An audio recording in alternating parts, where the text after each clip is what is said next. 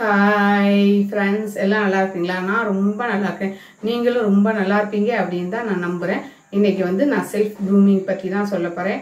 நம்ம எப்படி தலையிலேருந்து கால் வரைக்கும் நம்ம நம்மளை பார்த்துக்கிறது அப்படின்னு தான் இன்றைக்கி சொல்ல போகிறேன். நான் தலை குளிக்கிறதுக்கு முன்னாடி ஹேரில் ஒரு 20 நிமிஷம் நம்ம எந்த ஆயிலாக இருந்தாலும் பரவாயில்ல, சாதாரண தேங்காய் எண்ணெயாக இருந்தால் கூட பரவாயில்ல, அதை நீங்கள் நல்லா ஹேரில் நீங்கள் அப்ளை பண்ணிவிட்டு ஒரு 20 நிமிஷம் நிறுத்தி ஷாம்புலையோ ஷியாக்காவோ நீங்கள் எது யூஸ் பண்ணுவீங்களோ அதில் யூஸ் பண்ணி நீங்கள் ஹேர் வாஷ் நீங்கள் பண்ணிக்கலாம். உங்கள் முடி ரொம்ப நல்லா இருக்கும்.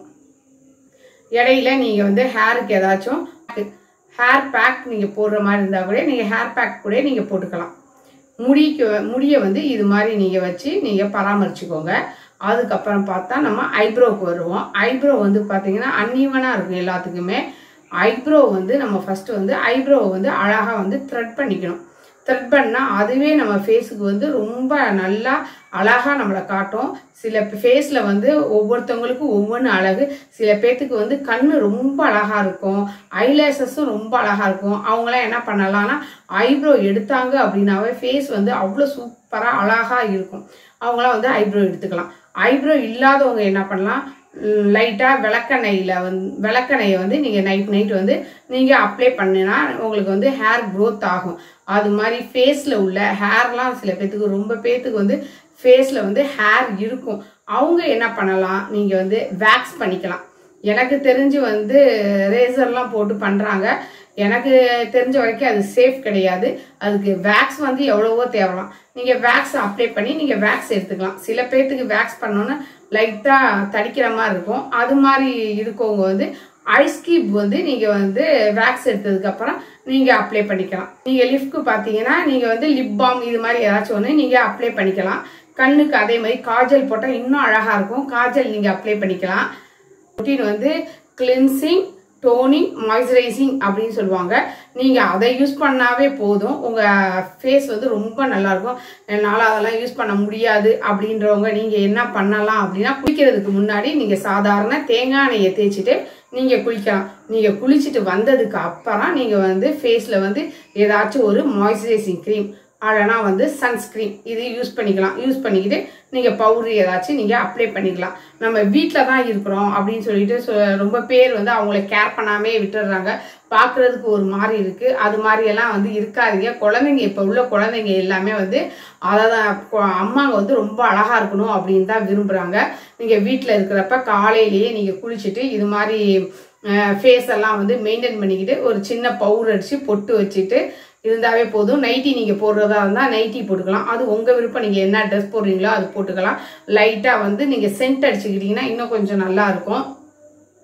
இந்த வெயில் காலத்தில் ஒரு தடவைக்கு நீங்கள் 2 தடவை நீங்கள் குளிக்கலாம். கையெல்லாம் பார்த்தா எப்பயுமே பார்த்தீங்கன்னா நெயில் இல்லாமல் தான் வச்சுக்கணும். நான் எப்பயுமே என் கையில் நெயில் இருக்கவே இருக்காது. அதே மாதிரி பார்த்தா நெகப்பாலிஸும் நான் அவ்வளோ போடவே மாட்டேன். நான் பியூட்டிஷியன் ஃபீல்டில் இருக்கிறனால வரவங்களுக்கு ஃபேஷியல் பண்ணுவேன், எல்லாம் பண்ணுவேன். அவங்களுக்கு டிஸ்டர்பன்ஸாக இருக்கும். அதனால் நான் எப்பயுமே நெயிலை சுத்தமாக தான் வச்சுக்குவேன். உங்களால் முடிஞ்சிச்சு அப்படின்னா வீட்டிலேயே நீங்கள் மெனிக்யூர் மாதிரி பண்ணிக்கலாம். அதே ஆளுக்கு பெடிக்யூர் பண்ணுறதுக்கு அதை நீங்கள் வாங்கி வச்சுக்கோங்க. வச்சுட்டு குளிக்கிற டைமில் ஒரு 10 நிமிஷம் குளிக்கிறப்பயே நீங்கள் காலை என்ன பண்ணலாம், நல்லா ஷாம்புலையோ சோப்புலையோ போட்டு நல்லா காலை தேய்ச்சிட்டு அந்த ப்ரஷ் மாதிரி கொடுத்துருப்பாங்க. அந்த பெடிக்யூர் செட்டுனே இருக்கும். பார்த்தீங்கன்னா ஒரு ஹேண்ட் நீங்கள் பாருங்கள், இதுதான் அந்த செட்டு. இங்கே பாருங்கள் ப்ரஷ் இருக்குது. இது நாங்கள் ஸ்டோனுன்னு சொல்லுவோம். ஃபஸ்ட்டு சோப்போ ஷாம்போ போட்டு இதை நீங்கள் குளிக்கிறப்ப நான் சொல்கிறேன் போட்டுட்டு இதை இந்த ப்ரஷ்ஷில் தேய்ச்சிடணும். இது மாதிரி நம்ம தேய்ச்சிக்கணும். சோப்போ ஷாம்போ போட்டு தேய்ச்சிடணும்.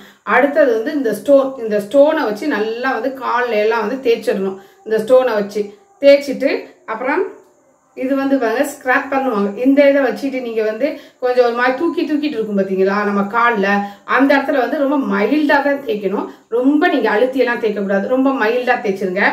இந்த எம்ஐ ஷீட் ஒட்ட வச்சுருக்காங்க. எல்லாத்தையும் முடிச்சதுக்கப்புறம் ஃபைனலாக இந்த எம்ஐ ஷீட்டில் நீங்கள் தேய்ச்சிங்க அப்படின்னா உங்கள் கால் ரொம்ப ஸ்மூத்தாக இருக்கும்.